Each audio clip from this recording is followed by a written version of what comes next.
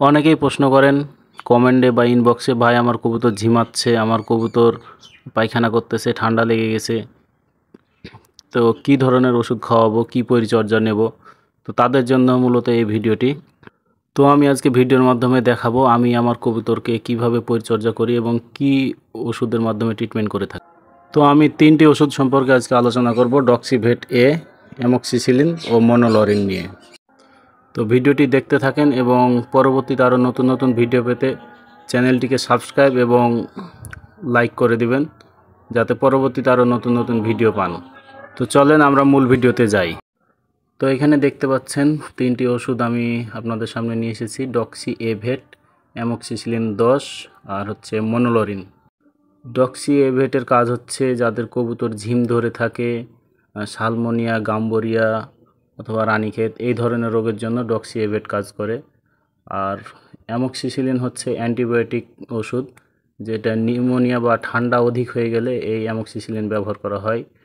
তারপরে হচ্ছে আপনার ডান পাশে দেখতে পাচ্ছেন মনোলরিন।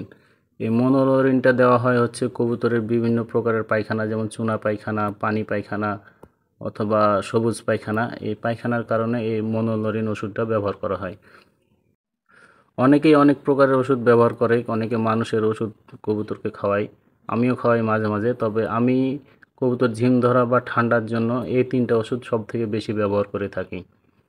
তো আমি আমার অভিজ্ঞতা থেকে এটা আলোচনা করতেছি, অনেকের অনেক অভিজ্ঞতা আছে বা অনেক ধরনের ওষুধ ব্যবহার করে থাকে। তো এখানে আমার খামারে দেখতে পাচ্ছেন কবুতরগুলো, এগুলো মোটামুটি সুস্থ আছে, অল্প কয়েকটা অসুস্থ হয়েছে, ঝিম ধরে থাকে সারাক্ষণ। এই যে দেখতে পাচ্ছেন সাদা কবুতরটা ঝিম ধরে আছে, তারপর এখানে সবজি কবুতরটা ঝিম ধরে আছে, ভিতরে একটা লক্ষা ঝিম ধরে আছে। তো সেক্ষেত্রে আমি মনে করতেছি যে শুধু এই 3টাকে না খাওয়াই খামারের যতগুলো কবুতর আছে সবগুলোকে আমি এই ওষুধটা খাওয়াই দেবো। একসাথে খাওয়ানোর কারণ হচ্ছে যে আমার সুস্থ কবুতরগুলো আছে, এই কবুতরগুলো যাতে অসুস্থ না হয়ে যায়। তো আজকে আমি বিস্তারিত দেখাবো কিভাবে ওষুধগুলো, যেহেতু পাউডার ওষুধ, কিভাবে কতটুকু পরিমাণে পানির সাথে খাওয়াবো, এই জিনিসটা দেখিয়ে দেবো। তো মূলত এই পাউডার যে ওষুধগুলো আছে এগুলো ওষুধ আমি 1 লিটার পানিতে 1 গ্রাম হিসেবে খাওয়াই থাকি। যেহেতু 1 গ্রাম করে ওষুধ দিতে হবে, প্যাকেটে 10 গ্রাম করে থাকে, সেক্ষেত্রে যাদের কাছে 1 গ্রামের চামচ আছে তারা সেই চামচ দিয়ে ওষুধগুলো পরিমাপ করে খাওয়াতে পারবেন।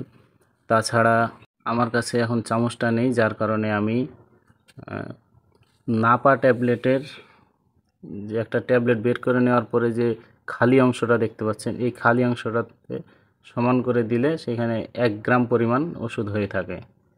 তো যেহেতু চামচ নাই আমার কাছে, এটা দিয়ে আমি ওষুধ পরিমাপ করে পানিতে মিক্সড করব।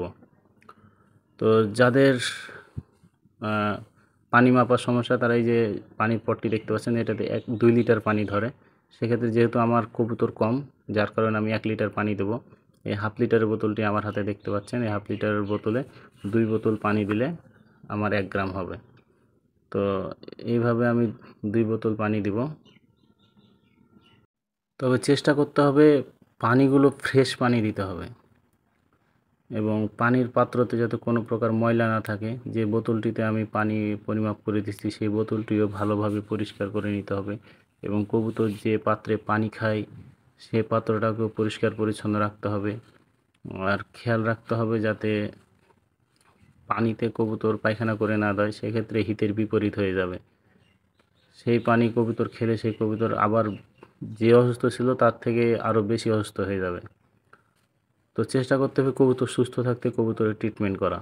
কবুতর অসুস্থ হয়ে যাওয়ার পরে ওষুধ খাওয়ানোর পরে যত% কবুতর সুস্থ হওয়ার সম্ভাবনা থাকে, তার চাইতে বেশি সুস্থ অবস্থায় যদি আপনি আপনার কবুতরকে ওষুধ খাওয়ান, তাহলে কবুতরটা অসুস্থ হবে না। তো আমরা এই যে 3টি ওষুধের কথা বলেছিলাম, এই 3টি ওষুধ এখন কাটবো এবং 1 লিটার পানি যেহেতু নিয়েছি আমি 1 গ্রাম করে সেইখানে ঢেলে নিব।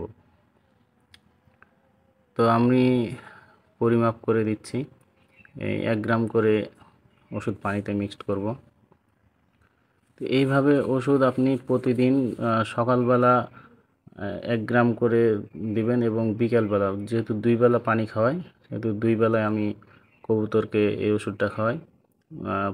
টানা 5 দিন চেষ্টা করবেন, টানা 5 দিন আপনার কবুতরকে এইভাবে খাওয়ানোর।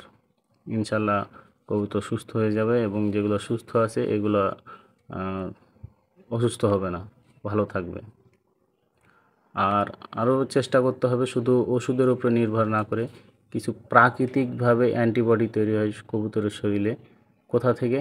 সেটা হচ্ছে আপনি রোদ্রে, কবুতরকে রোদ লাগতে দিতে হবে শরীরে। সারাক্ষণ ঘরের মধ্যে বন্দি না রেখে শীতকালে যে সময় রোদ ওঠে ওই সময় রোদ লাগতে দিতে হবে কবুতরকে।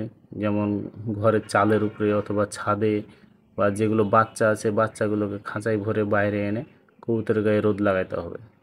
কবুতর সুস্থ থাকার মেন হচ্ছে তার প্রাকৃতিকভাবে তার শরীরে অ্যান্টিবডি তৈরি করতে হবে যাতে রোগ প্রতিরোধ ক্ষমতা বৃদ্ধি পায়। সেক্ষেত্রে রোদে রাখলে আপনার 20% কবুতর সবার সুস্থ থাকে।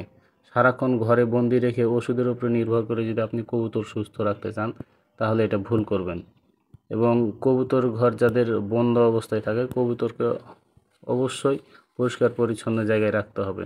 আপনার ঘরটাকে পরিষ্কার করে তো আমি পরিমাপ মতো ওষুধ দেওয়ার পরে এই কাঠি দিয়ে পানিগুলোকে নাড়িয়ে নিলাম এবং যেগুলো খাঁচায় আছে সেগুলো ছোট পানির পাত্রে ঢেলে নিয়ে বাকিটা যেগুলো ছাড়া কবুতর আছে এগুলোকে দিয়ে দেবো এবং তারা খাবে। এই ওষুধ অবশ্যই 6 ঘন্টা পরে সরিয়ে নিতে হবে রুম থেকে।